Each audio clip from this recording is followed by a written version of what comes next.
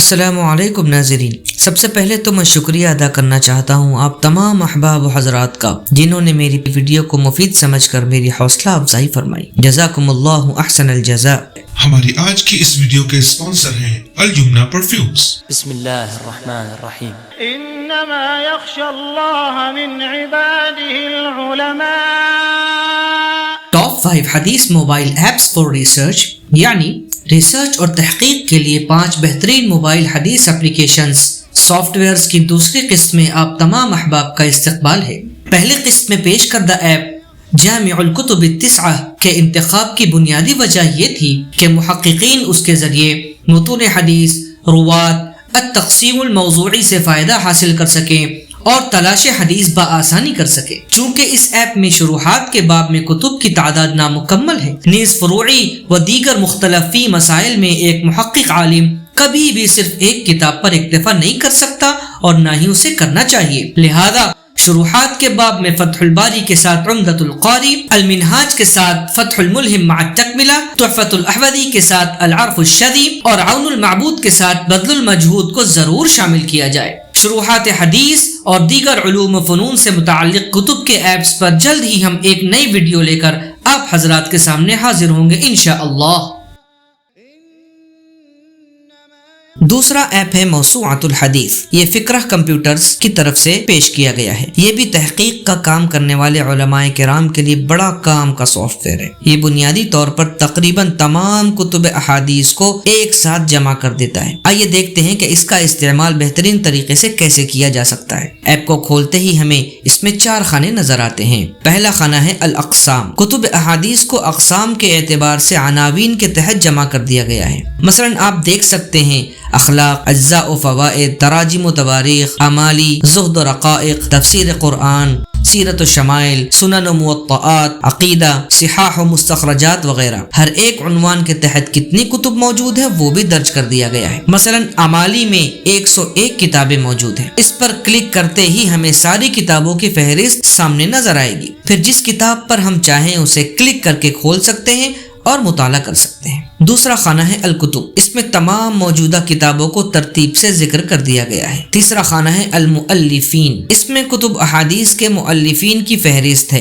اور ان کی مؤلفات کی تعداد بھی درج کر دی گئی ہے۔ ہم کسی بھی محدث کا نام سرچ کر کے اس کی کتابوں تک پہنچ سکتے ہیں۔ چلیے امام بخاری رحمہ اللہ کو سرچ کرتے ہیں۔ سرچ کے خانے میں البخاری لکھتے ہی جتنے بھی بخاری محدثین ہیں ان کے نام آ جائیں گے۔ اب اگر ہم محمد ابن اسماعیل بخاری پر کلک کریں تو ان کی تمام کتابیں سامنے آ جائیں گی۔ چوتھا خانہ ہے الروات، اس میں احادیث کے تمام راویوں کا تذکرہ کیا گیا ہے۔ کسی بھی راوی کے بارے میں جاننا ہو تو ہم اسے سرچ کر سکتے ہیں اور اس کے درجے کو بھی جان سکتے ہیں۔ مثال کے طور پر آدم ابن سلیمان پر ہم کلک کریں تو ہمارے سامنے ان کی مختصر سی زندگی، ان کے تلامذہ کی فہرست، ان کے استاذ کا نام اور الجرح والتعدیل کے تحت ان کا مرتبہ سامنے آ جاتا ہے۔ یہ بھی بہت شاندار ایپ ہے، لنک ڈسکرپشن میں موجود ہے، آپ حضرات وہاں سے ڈاؤن لوڈ کر کے فائدہ اٹھا سکتے ہیں۔ اس ایپ کو استعمال کرنے کے لیے بھی انٹرنیٹ کی ضرورت ہے۔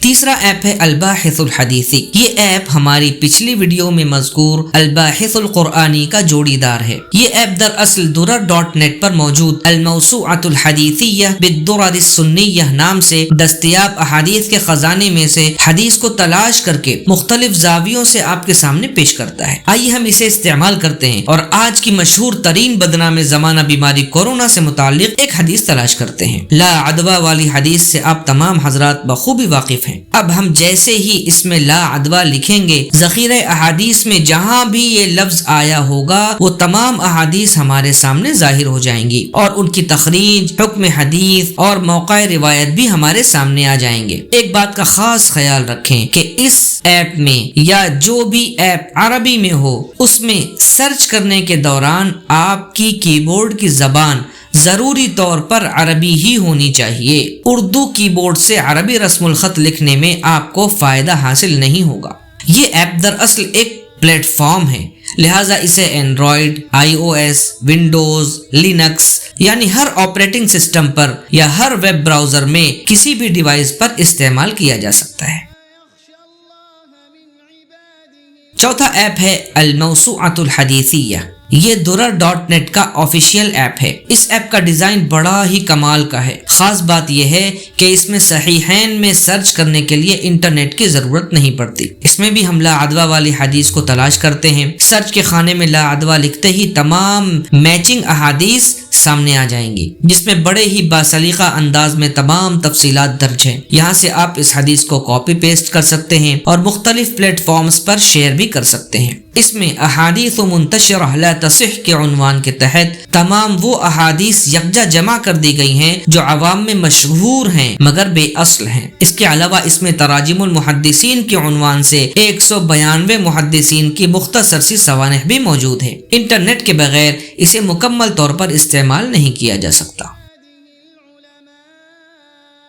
5ویں نمبر پر 2 ایپس کا تذکرہ کرنا چاہوں گا، اسلام 1 اور اسلام 360۔ ان دونوں ایپس کا مکمل ریویو انشاءاللہ مستقبل میں آپ حضرات کے سامنے پیش کروں گا۔ یہ دونوں واقعی بہت مفید ایپ ہیں، لیکن آج ان میں موجود کتب احادیث کا تذکرہ کریں گے۔ اسلام 1 میں 11 کتابیں ہیں، صحاح 6 کے علاوہ مشکات المصابیح، موطأ امام مالک، مسند احمد، شمائل ترمذی اور معارف الحدیث جیسی اہم کتب اردو ترجمے کے ساتھ موجود ہیں، جبکہ اسلام 360 میں صحاح 6 کے علاوہ مشکات المصابیح، مسند احمد اور علامہ البانی رحمہ اللہ کی سلسلہ احادیث کا مکمل سیٹ اردو ترجمے کے ساتھ شامل کیا گیا ہے۔ لہٰذا اگر آپ کو کسی حدیث کا اردو ترجمہ تلاش کرنا ہے تو آپ یہاں سے بآسانی تلاش کر سکتے ہیں۔ صرف ایک مسئلہ یہ ہے کہ ان دونوں ایپس میں آپ عربی عبارت کے ذریعے کسی بھی حدیث کو تلاش نہیں کر سکتے، اور یہ ایک عالم کے لیے بہت ہی بنیادی چیز ہے۔ کئی مرتبہ میں نے ان ایپس کے بنانے والوں سے اس فیچر کو ایڈ کرنے کی درخواست بھی کی ہے اور اسلام 360 کو تعاون بھی کیا ہے۔